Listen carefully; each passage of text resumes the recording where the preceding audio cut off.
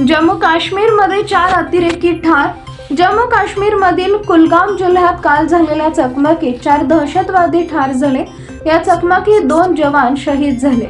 यात अकोला येथील मोरगाव भाकरे गावातील भारतीय सैन्य दलातील जवान प्रवीण जंजाळ हे दहशतवाद्यांशी लढताना शहीद झाले। त्यांचे पार्थिव विशेष विमानाने आज कुटुंबियांना दिलं जाणार आहे।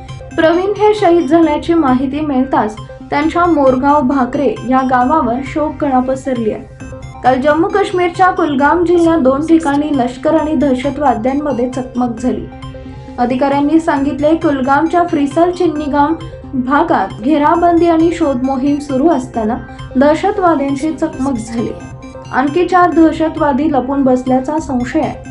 लष्करी अधिकाऱ्यांनी दिलेल्या माहितीनुसार चकमकीत आतापर्यंत 4 दहशतवादी मारले गेलेत। घटनेच्या ठिकाणी ड्रोन फुटेजमध्ये 4 मृतदेह पडलेले दिसले, परंतु अद्यापही गोळीबार सुरू असल्याने मृतदेह बाहेर काढण्यात आलेले नाहीत। दरम्यान प्रवीण जंजाळ हे 2019 मध्ये लष्करात दाखल झाले होते।